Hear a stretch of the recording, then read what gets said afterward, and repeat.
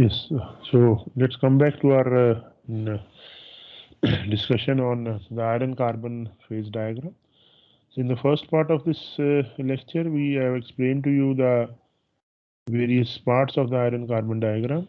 We have seen the various reactions, the three isotherms which are available to us. So we have this one referred to as the peritectic isotherm. You can see here that using 1-to-1 rule, if you have delta here, you have L here. This one will must have delta plus L. This one is the austenite region. Similarly, if this is delta and this is austenite, gamma, in between here you must have delta plus gamma.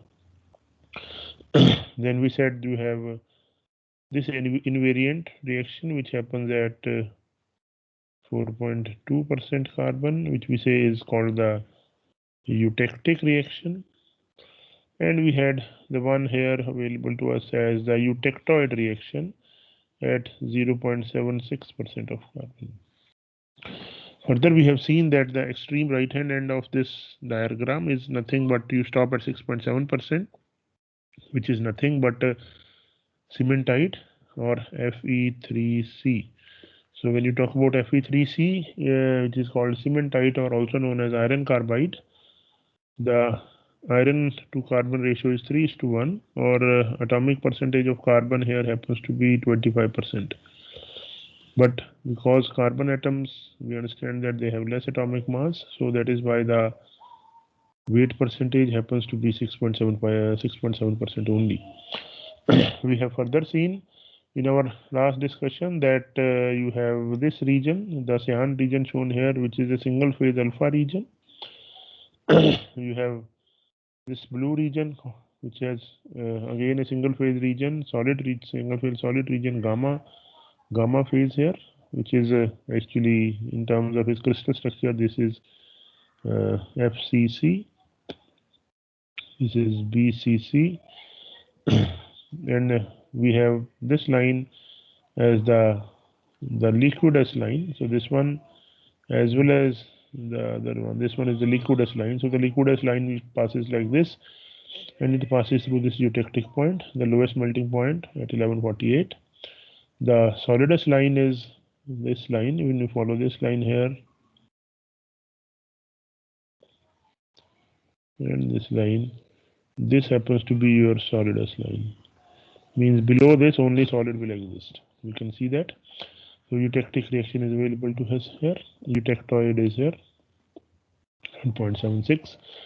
And now when I look at further this classification of various alloys that you get here with the help of the iron carbon system, we say that the first region that you get here is pure iron. You can say nearly pure iron, which is the alpha ferrite.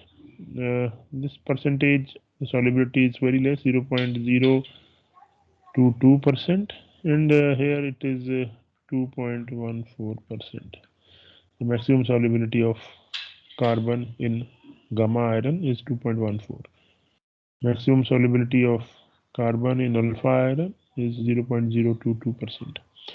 So you have the iron, which is shown here.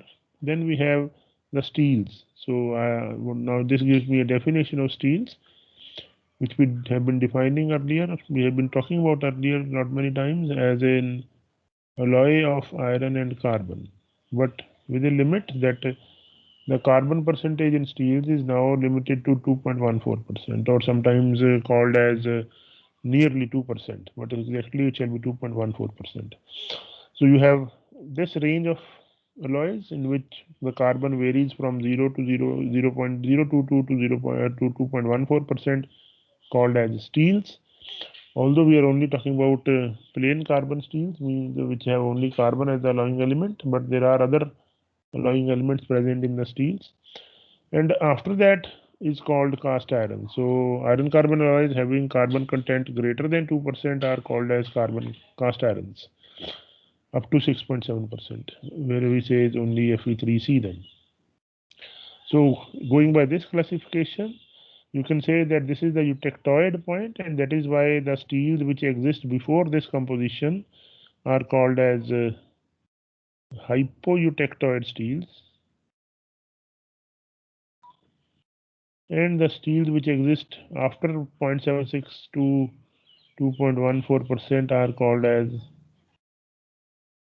hypereutectoid steels.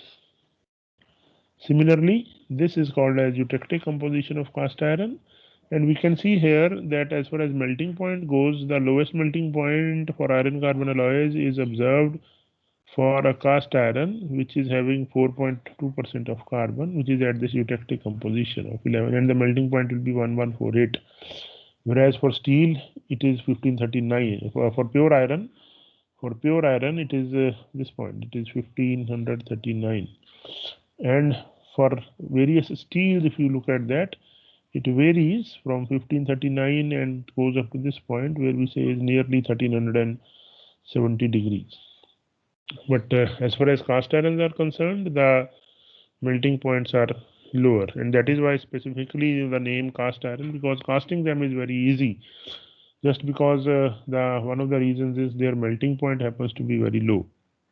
We will talk about some in more detail now about the composition, about the microstructure evolution that happens in the case of this region of the iron carbon diagram, which we say is the steel portion.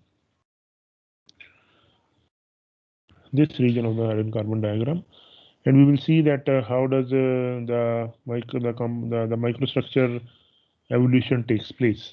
So let's move forward.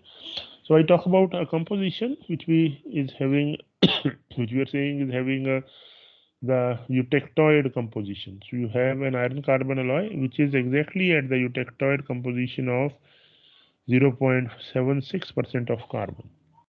And if you are present in the point B, which is again a single phase region, so if I understand that C alloy, that is composition of the alloy, is 0.76%, we also know that in the single phase regions, the alloy composition is the phase composition. So the gamma iron that exists here, or the austenite that exists here, has a carbon percentage of again 0.76% carbon. And the microstructure looks like this, which is having only the austenite grains, and the black ones are the grain boundaries. So you have 727 as the eutectoid reaction, the eutectoid point, 1148 as your eutectic point. So as we approach the eutectoid reaction, it is when you are starting to cool it down from this point to the point B here, what will happen is a single solid phase gamma here will transform into two solid phases because it is beyond the solvous line of alpha. So here it is only alpha, but after the solvous line you have alpha plus cementite Fe3C. So what you existing here is two phases. So this gamma is now converted into alpha plus Fe3C because of this eutectoid reaction. And what comes out here is a lamellar structure. I have already described this discussion in my last lectures when we talked about the basics of the phase diagram, and we have seen that what happened in the case that was in the case of eutectic reaction. But the same thing happens here. What is happening is that when you are bringing down the temperature just below the 727 degree, so this whole of gamma, single phase gamma, is then converting into two separate phases, the alpha phase and the cementite phase, which will give you a lamellar structure. And it is also known as, this particular eutectoid composition is also called as perlite. This is called perlite. So perlite is not a phase. We say perlite is a micro constituent which has two phases in it. The two phases in perlite are alpha and Fe3C, and they exist in the form of layers here, and out of which Fe3C is hard. You can see the red one is Fe3C, and the cyan one here is alpha ferrite, that is your what we call as the iron, sorry, the alpha, or also known as alpha ferrite there. Now, when you look at this particular transformation, I can call it as a phase transformation, which is happening at this eutectoid composition. If you try to analyze this transformation with the help of the basics of the phase diagram, we shall be able to draw some conclusions from it. Let us see what conclusions that we try to draw out of that.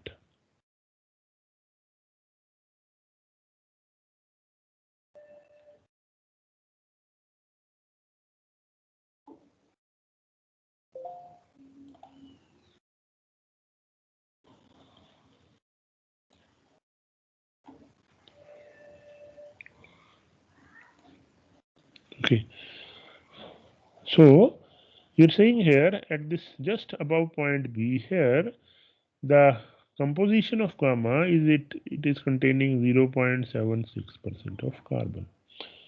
When you are cooling it below the eutectoid point, suppose you cool it slightly below that, and let us say you come here at this point, which we are saying is A. So you reach point A. So then, what is happening at point A? So when you look at this, if you draw a tie line at point A, you can draw a tie line at point A, which goes from here to the second phase was cementite. So you draw a tie line at A. So it intersects the alpha line here, and it intersects the Fe3C line here. So if I am interested, what you kindly remember what you were doing with the help of tie line. A tie line helps in finding the composition of phases. This is what you said. Tie line helps in finding the composition of phases. So when you draw a tie line, it intersects this one at alpha, and you can see now the alpha phase will have a composition which will be nearly, let us say, 0.022%. So here at this point, the alpha phase is having a composition which is 0.022% of carbon. And what about the second phase? The second phase was Fe3 phase, Fe3C. So Fe3C phase has a composition here 6.7% of carbon. So the red ones, if I say 6.7% of carbon, which is a drastic change. So if you are taking a solid at a temperature of, let us say, 800 degrees, 850 degrees, start cooling it. So just above the eutectoid point, the composition of it is a single phase with 0.76% carbon. And what comes up when it goes below this eutectoid point, you find that at point A, the composition is now that the alpha phase contains 0.22% carbon and the cementite phase contains 6.7% carbon. So obviously something is happening. During the transformation from your gamma phase to alpha plus Fe3C phase, the atomistic movement is also taking place. The movement of atoms is also taking place. What is happening now?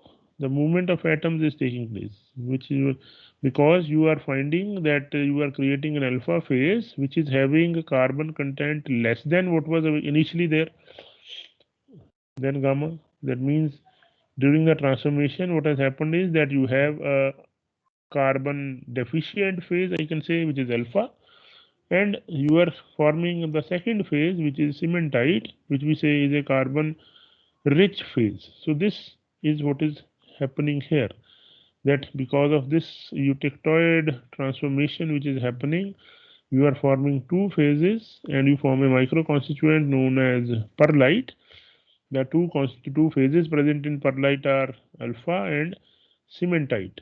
So the resulting one is what we say perlite, which is having alternative layers of alpha and Fe3C.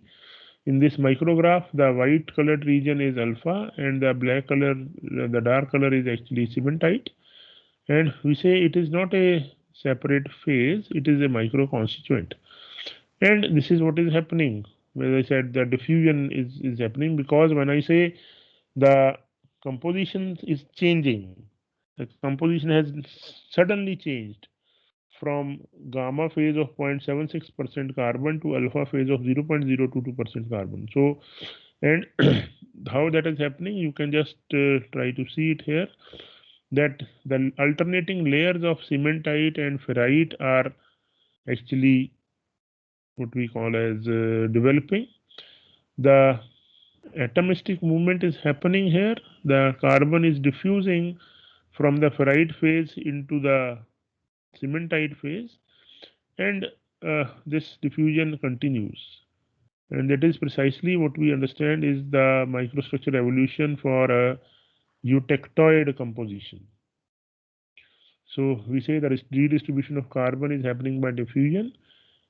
We have seen it already that austenite had 0.76% weight % carbon, ferrite had only 0.022, and cementite had 6.7. So this is redistribution of carbon. So carbon atoms form, or you are creating a carbon-rich phase, which is cementite, and carbon-deficient phase, which is alpha ferrite.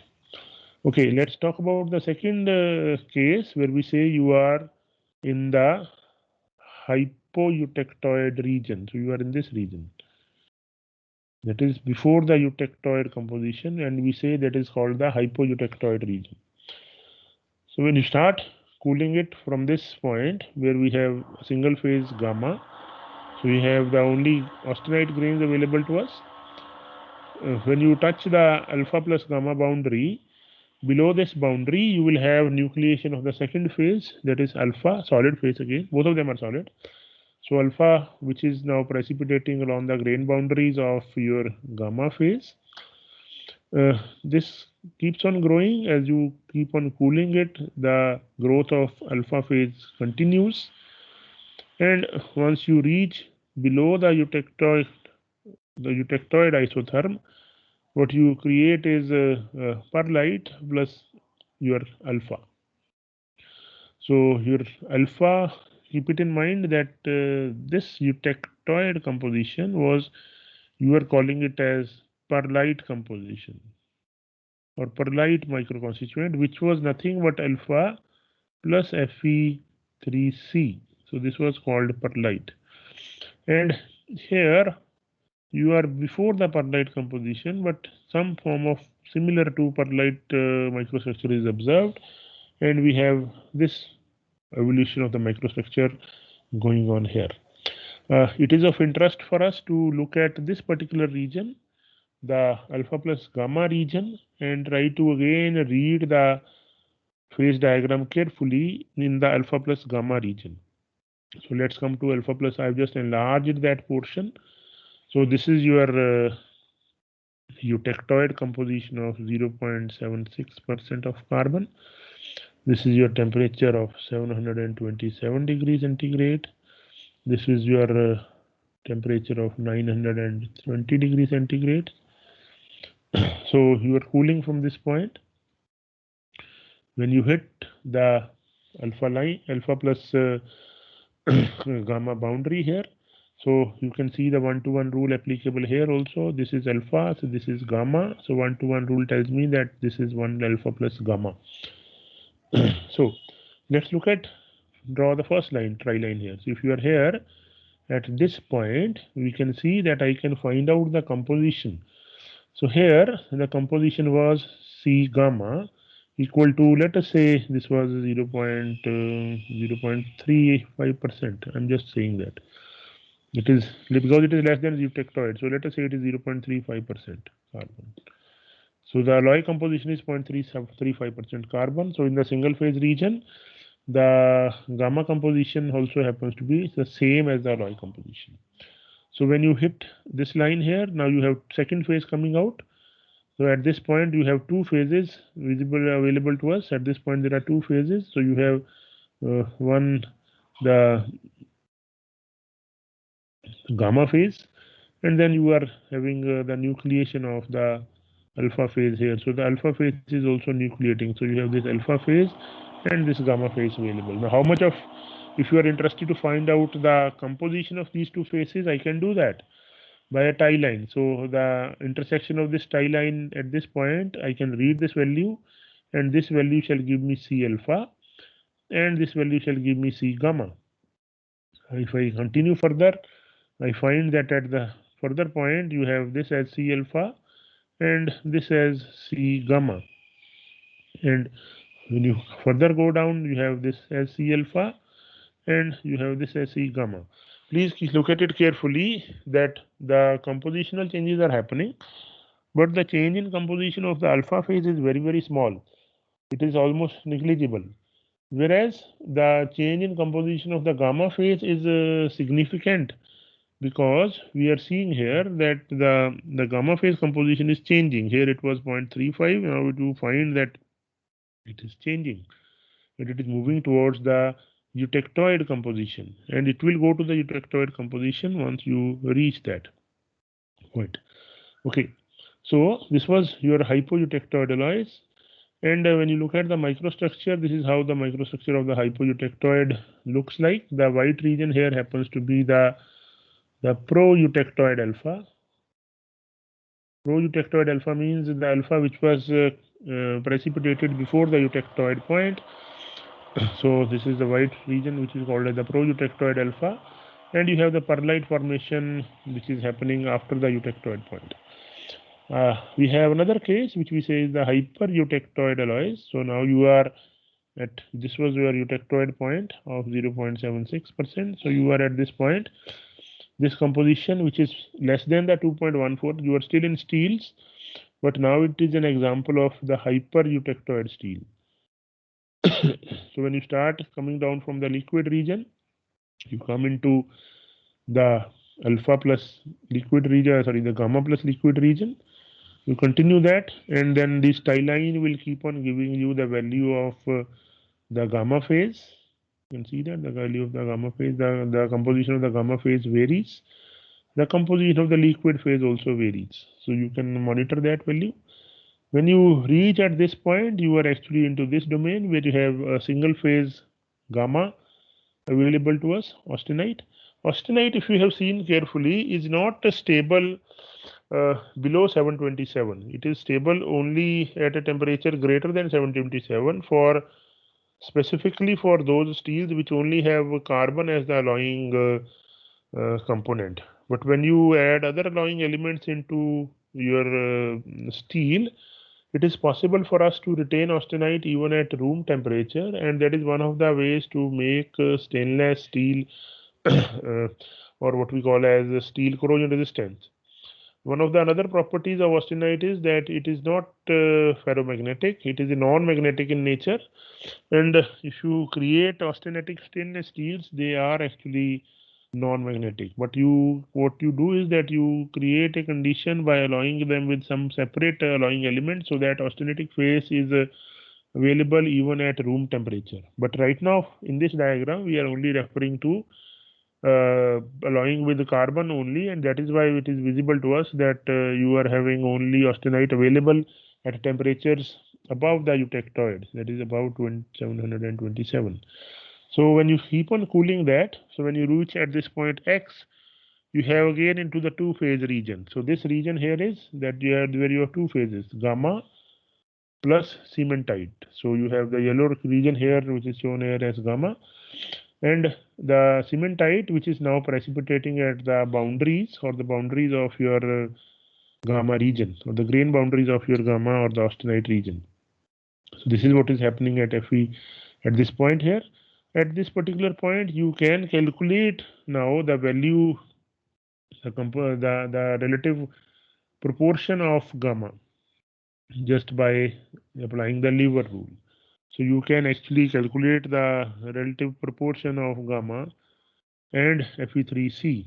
So W gamma, if you want to calculate, it will be the this X. That is because here is the gamma region. So lever rule tells me the relative proportion of gamma can be found as the ratio of the opposite arm, which is X. If this is up, that is from here to here, it is X upon the total. If this is V, so it is total is X plus V. So it is X upon X plus V. So you can get the value of W gamma. Similarly, when you are going now below the eutectoid composition, you reach here, where you have now the perlite formation, which has monoperlite. Keep it in mind, is not a phase. It is a microconstituent which contains two phases, alpha, that is alpha ferrite, and cementite, that is Fe3C. Now you can actually then calculate the amount of perlite also by the same logic of applying the lever rule. So if you are interested to find out W perlite here, you can actually do that. W perlite is nothing but W gamma, W alpha. So W alpha will be here. You draw the tie line intersection here. The length of the opposite arm is this one, X upon V plus X. And this is how you calculate the value of weight for the relative proportion of cementite is B1 minus W alpha. So this is how you observe the microstructural changes which are happening once you are talking about the hypereutectoid alloys. This diagram just explains to us that what happens to the eutectoid temperature and eutectoid composition when you add other alloying elements. We have said that for only carbon as an alloying element in carbon, that is in Fe and FeC system, the eutectoid temperature is at 727 degrees. But when you add other elements, like if you add titanium, molybdenum, silicon, tungsten, chromium, manganese, nickel, we find that the eutectoid composition may increase by adding the alloying element. So if you add a titanium or molybdenum, we find that the eutectoid composition, the eutectoid temperature is increasing, whereas when you add nickel, you find that it is decreasing. Similar thing is observed for the eutectoid composition also. It was 0.76%. For only iron carbon system, it was 0.76%. But when you add other alloying elements like nickel, chromium, silicon, we find that by adding them for most of the additions that you do here, the eutectoid composition actually reduces, and that is how it is observed. So this is the second part of the iron carbon diagram lecture that I wanted to convey to you. Combining these two lectures takes us to the basic understanding of the iron carbon system. Thank you.